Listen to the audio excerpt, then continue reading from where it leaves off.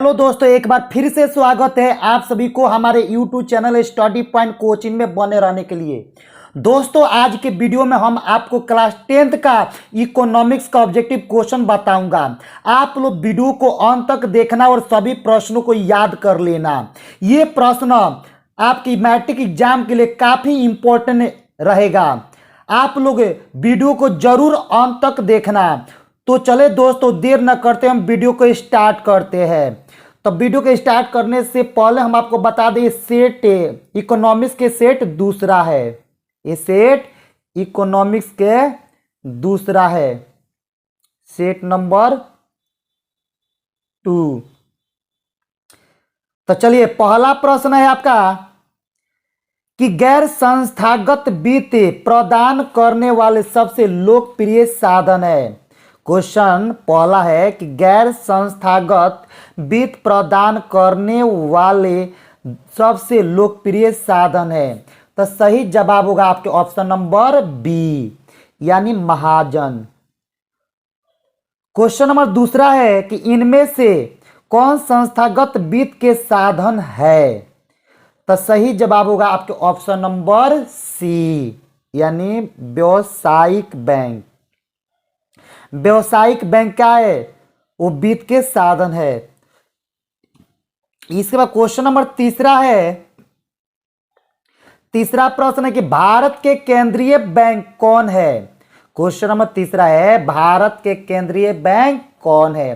तो सही जवाब होगा आपके ऑप्शन नंबर ए, यानी reserve bank of India. Reserve bank of India वो भारत के केंद्रीय बैंक है। क्वेश्चन नंबर चौथा है कि राज्य में कार्यरत केंद्रीय सरकारी बैंक की संख्या कितनी है। क्वेश्चन नंबर चौथा है कि राज्य में कार्यरत केंद्रीय सहकारी बैंक की संख्या कितनी है। तो सही जवाब होगा आपके ऑप्शन नंबर डी, यानी 25। यानी 25 वो सहकारी बैंक है जिसमें कार्य अभी तक का है, जारी है। इसके क्वेश्चन नंबर 5वां है कि दीर्घकालीन ऋण प्रदान करने वाली संस्था कौन सी है। क्वेश्चन नंबर 5वां है कि दीर्घकालीन ऋण प्रदान करने वाली संस्था कौन सी है। तो सही जवाब होगा आपके ऑप्शन नंबर बी, भूमि विकास बैंक। इसका क्वेश्चन नंबर 6 है, भारत की वित्तीय राजधानी किस शहर को कहा जाता है। क्वेश्चन नंबर 6 है कि भारत की वित्तीय राजधानी किस शहर को कहा जाता है। तो सही जवाब होगा आपके ऑप्शन नंबर ए, यानी मुंबई को कहा जाता है। भारत की वित्तीय राजधानी किसको कहा जाता है? मुंबई को। इसके बाद क्वेश्चन नंबर 7वां है कि सहकारिता प्रांतीय सरकारों का हस्तांतरित विषय कब बनी। क्वेश्चन नंबर 7वां है कि सहकारिता प्रांतीय सरकारों का हस्तांतरित विषय कब बनी। तो सही जवाब होगा आपके ऑप्शन नंबर बी, यानी 1919 ईस्वी में बना।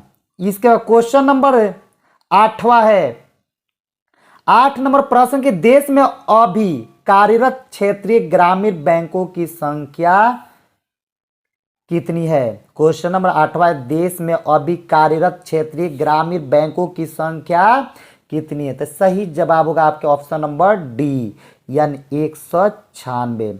196 हमारे देश में अभी भी 196 का क्षेत्रीय ग्रामीण बैंकों की संख्या है जो अभी भी कार्यरत है। इसके क्वेश्चन नंबर 9 है, व्यावसायिक बैंक का राष्ट्रीयकरण कब हुआ। क्वेश्चन नंबर 9 की व्यावसायिक बैंक का राष्ट्रीयकरण कब हुआ। तो सही जवाब होगा आपके ऑप्शन नंबर सी, यानी 1969 ईस्वी में। यानी व्यावसायिक बैंकों के राष्ट्रीयकरण कब हुआ? 1969 ईस्वी में। क्वेश्चन नंबर 10वां है कि निम्न में किस देश की माइक्रो फाइनेंसिंग की सफलता देखकर भारत प्रभावित हुआ। तो सही जवाब होगा आपके ऑप्शन नंबर ए, यानी बांग्लादेश। क्वेश्चन नंबर 11 है, 11 नंबर प्रश्न है कि सरकारी वित्तीय संस्थाएं है। क्वेश्चन में 11 है कि सरकारी वित्तीय संस्थाएं, तो सही जवाब होगा आपके ऑप्शन नंबर डी, उपयुक्त सभी। यानी Punjab national bank, central bank of India और इलाहाबाद बैंक, ये सब क्या सरकारी वित्तीय संस्थाएं है। तो यानी ऑप्शन नंबर डी होगा, ऑप्शन नंबर डी। इसके बाद क्वेश्चन नंबर 12 है कि अर्ध सरकारी वित्तीय संस्थाएं है। क्वेश्चन नंबर 12 की अर्ध सरकारी वित्तीय संस्थाएं, तो सही जवाब होगा आपके ऑप्शन नंबर सी, यानी ए और बी दोनों। यानी क्षेत्रीय ग्रामीण बैंक भी होगा और राज्य और बिहार राज्य कोऑपरेटिव बैंक होगा, ये दोनों बैंक होगा। इसका क्वेश्चन नंबर 13 है, सूक्ष्म वित्तीय संस्थाएं में निम्न में किसका सराहनीय योगदान है। क्वेश्चन नंबर 13 है, सूक्ष्म वित्तीय संस्थाएं में निम्न में किसका सराहनीय योगदान है। तो सही जवाब होगा आपके ऑप्शन नंबर ए, यानी शेख ऑप्शन नंबर ए होगा Mohammad Yunus, option number A होगा मोहम्मद यूनिस, यानी सही जवाब होगा आपके मोहम्मद यूनुस होगा, यूनुस। अगला प्रश्न होगा 14 नंबर कि राष्ट्रीय वित्तीय बाजार के महत्वपूर्ण अंग है। क्वेश्चन नंबर 14 कि राष्ट्रीय वित्तीय बाजार के महत्वपूर्ण अंग है, तो सही जवाब होगा आपके ऑप्शन नंबर सी, यानी भारतीय मुद्रा बाजार और भारतीय पूंजी बाजार। भारतीय मुद्रा बाजार भी और भारतीय पूंजी बाजार भी दोनों राष्ट्रीय वित्तीय बाजार के महत्वपूर्ण क्या है, एक अंग है, एक हिस्सा है अंग का। अगला प्रश्न है 15 नंबर की भारतीय पूंजी बाजार मूलतः पूंजी उपलब्ध कराती है। क्वेश्चन नंबर 15 की भारतीय पूंजी बाजार मूलतः पूंजी उपलब्ध कराती है, तो सही जवाब होगा आपके ऑप्शन नंबर सी, यानी दीर्घकालीन। क्वेश्चन नंबर 16 होगा कि बिहार की जनसंख्या गांवों में निवास करती है। बिहार की जो जनसंख्या है वो गांवों में निवास करती है, तो सही जवाब होगा आपके ऑप्शन नंबर बी, यानी 90%। क्वेश्चन नंबर 17 है कि बिहार की जनसंख्या का प्रतिशत कृषि एवं उससे संबंधित लघु कुटीर उद्योग से जुड़े हैं। क्वेश्चन नंबर 17 होगा बिहार की जनसंख्या का प्रतिशत कृषि एवं उससे संबंधित लघु कुटीर उद्योग से जुड़े हैं, तो सही जवाब होगा आपके ऑप्शन नंबर ए, यानी कितना 75%। क्वेश्चन नंबर 18 होगा, क्वेश्चन नंबर 18 है आपका कि राज्य के गैर वित्तीय संस्थागत स्रोत है। क्वेश्चन नंबर 18 है कि राज्य के गैर वित्तीय संस्थागत स्रोत है, तो सही जवाब होगा आपके option number D, option number D, यानी उपयुक्त सभी। यानी महाजन भी होगा, सेठ, साहूकार और व्यापार, ये तीनों का राज्य के गैर वित्तीय संस्थागत स्रोत है। क्वेश्चन नंबर 19 है कि राज्य के वित्तीय संस्थागत स्रोत है। क्वेश्चन नंबर 19 है राज्य के वित्तीय संस्थागत स्रोत है, तो सही जवाब होगा आपके ऑप्शन नंबर डी, उपयुक्त सभी। यानी नाबार्ड, सहकारी बैंक और क्षेत्रीय ग्रामीण बैंक, ये तीनों हमारे राज्य के वित्तीय संस्थागत क्या है, स्रोत है। क्वेश्चन नंबर 20 होगा कि 10वीं पंचवर्षीय योजना के अनुसार बिहार में कितने प्राथमिक सहकारी कृषि साख समितियां कार्यरत है, तो सही जवाब होगा आपके ऑप्शन नंबर बी, यानी 6842। कितना होगा, 6842। इसका क्वेश्चन नंबर 21 होगा, 21 नंबर प्रश्न है कि भूमि विकास बैंक के निम्न में किसके लिए ऋण मुहैया करता है। क्वेश्चन नंबर 21 है कि भूमि विकास बैंक निम्न में किसके लिए ऋण मुहैया करता है, तो सही जवाब होगा आपके ऑप्शन नंबर डी, यानी उपयुक्त सभी। यानी ट्रैक्टर के लिए भी ऋण मुहैया कराता है, पावर प्लांट और पंपिंग सेट, यानी पंपिंग से, जो मशीन होता है खेतों की सिंचाई किया जाता है वो उसी को बोला जाता है पंपिंग से। तो ये तीनों के लिए क्या करता है हमारा भूमि विकास जो बैंक होता है वो ऋण मुहैया क्या करता है, दिलाता है, देता है। क्वेश्चन नंबर 22 होगा कि बिहार में क्षेत्रीय बैंक की कार्यरत शाखाएं है। क्वेश्चन नंबर 22 है बिहार में क्षेत्रीय बैंक की कार्यरत शाखाएं है। तो सही जवाब होगा आपके ऑप्शन नंबर सी, यानी 221 है। क्वेश्चन नंबर 23 है, प्रश्न 23 है कि सूक्ष्म वित्त की सुविधा निम्न में किसे दी जाती है। क्वेश्चन नंबर 23, सूक्ष्म वित्त की सुविधा निम्न में किसे दी जाती है। तो सही जवाब होगा आपके ऑप्शन नंबर बी, यानी छोटे छोटे तबके के लोगों को। इसके बाद क्वेश्चन नंबर आपका 24 है। 24 नंबर प्रश्न है कि सहकारिता साख समिति विधान कब पारित हुआ। क्वेश्चन नंबर 24 है कि सहकारिता साख समिति विधान कब पारित हुआ। तो सही जवाब होगा आपके ऑप्शन नंबर ए, यानी 1904 ईस्वी। इसका क्वेश्चन नंबर 25 है कि आर्थिक विकास का तीसरा क्षेत्र क्या है। क्वेश्चन नंबर 25 कि आर्थिक विकास का तीसरा क्षेत्र क्या है। तो सही जवाब होगा आपके ऑप्शन नंबर डी, सेवा। यानी जो सेवा है वो आर्थिक विकास का तीसरा क्षेत्र है, तीसरा हिस्सा है उसका। क्वेश्चन नंबर 26 है कि मानव पूंजी के प्रमुख घटक कितने होते हैं। क्वेश्चन नंबर 26 की मानव पूंजी के प्रमुख घटक कितने होते हैं। तो सही जवाब होगा आपके ऑप्शन नंबर सी, यानी 5। मानव पूंजी के प्रमुख घटक 5 होते हैं।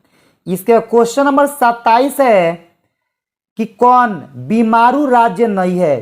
क्या बोलता है क्वेश्चन, कौन बीमारू राज्य नहीं है। तो सही जवाब होगा आपके option number C, Uttar Pradesh. Uttar Pradesh है जो बीमारू राज्य नहीं है। बिहार, मध्य प्रदेश, उड़ीसा ये हमारे क्या है, बीमारू राज्य है। अब बोलता है क्वेश्चन में कौन नहीं है, तो कौन नहीं है, उत्तर प्रदेश नहीं है। क्वेश्चन नंबर 28 है कि कौन सी सेवाएं सरकारी है। क्वेश्चन नंबर बोलता है कि कौन सी सेवाएं सरकारी है। तो सही जवाब होगा आपके ऑप्शन नंबर सी, माल सेवा। यानी माल सेवा जो है वो हमारे सेवाएं सरकारी है, जबकि सैन्य, उद्योग और वित्त सेवा और रेल सेवा ये हमारे सरकारी सेवाएं नहीं है। इसके बाद क्वेश्चन नंबर 29 है कि ऊर्जा के मुख्य स्रोत क्या है। क्वेश्चन बोलता है कि ऊर्जा के मुख्य स्रोत क्या है। तो सही जवाब होगा आपके ऑप्शन नंबर डी, यानी इनमें से कोई नहीं।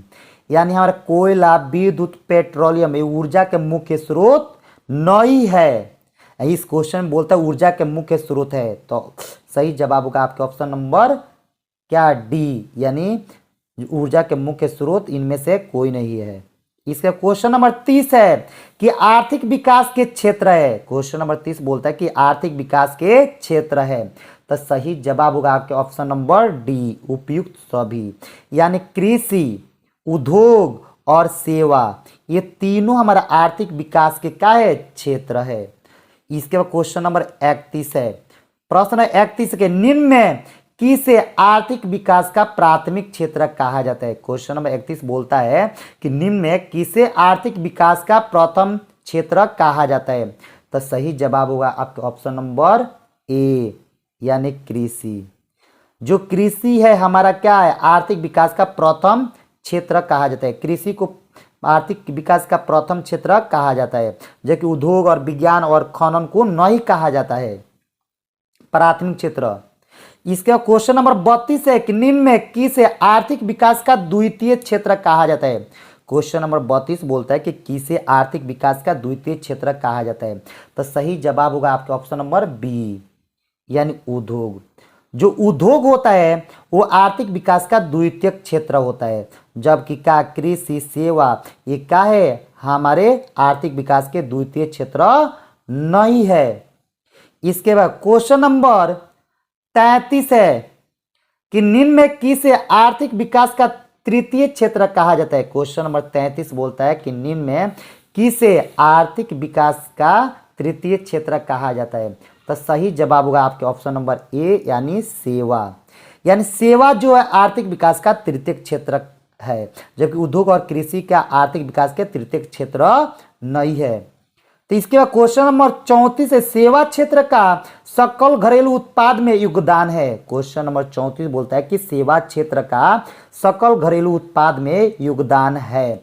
तो सही जवाब होगा आपका ऑप्शन नंबर ए यानी 55.1%।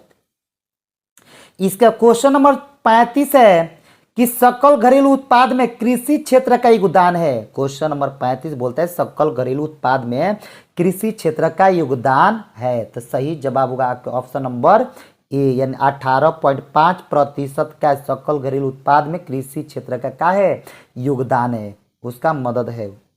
इसके बाद क्वेश्चन नंबर 36 है कि सकल घरेलू उत्पाद में कृषि एवं उद्योग का योगदान है। तो सही जवाब होगा आपका ऑप्शन नंबर ए यानी 45.9%, यानी 45.9% सकल घरेलू उत्पाद में कृषि एवं उद्योग का है योगदान है। इसका क्वेश्चन नंबर 37 है कि सरकारी सेवा क्षेत्र है। क्वेश्चन नंबर 37 की सरकारी सेवा क्षेत्र है। तो सही जवाब होगा आपका ऑप्शन नंबर डी यानी उपयुक्त सभी, यानी सैन्य सेवाएं और स्वास्थ्य और शिक्षा ये सरकारी सेवा क्षेत्र है। इसके बाद क्वेश्चन नंबर 38 है, प्रश्न 38 है कि छिपी हुई बेरोजगारी किस क्षेत्र में पाई जाती है। क्वेश्चन नंबर 38 है छिपी हुई बेरोजगारी किस क्षेत्र में पाई जाती है। सही जवाब होगा आपके ऑप्शन नंबर ए यानी कृषि क्षेत्र में, यानी कृषि क्षेत्र में ही क्या छिपी हुई बेरोजगारी पाया जाता है। इसके बाद क्वेश्चन नंबर 39 है, 39 नंबर प्रश्न है कि सकल घरेलू उत्पाद में उद्योग का योगदान है। 39 नंबर प्रश्न है कि सकल घरेलू उत्पाद में योगदान उद्योग का योगदान है। तो सही जवाब होगा आपका ऑप्शन नंबर ए यानी 26.4%। क्वेश्चन नंबर 40 है कि नई आर्थिक नीति में किसे सम्मिलित किया गया है। सही जवाब होगा उसका ऑप्शन नंबर डी यानी उपयुक्त सभी, यानी उदारीकरण, निजीकरण, वैश्वीकरण ये आर्थिक नीति में क्या है उसे सम्मिलित किया गया है, उसे इकट्ठा किया गया है, शामिल किया गया है। क्वेश्चन नंबर 41 है कि वैश्वीकरण के मुख्य अंग कितने होते हैं। तो वैश्वीकरण के मुख्य अंग कितने होते हैं। तो सही जवाब होगा आपके ऑप्शन नंबर डी यानी 4। वैश्वीकरण के मुख्य अंग कितने होते हैं 4 वैश्वीकरण के मुख्य अंग होते हैं।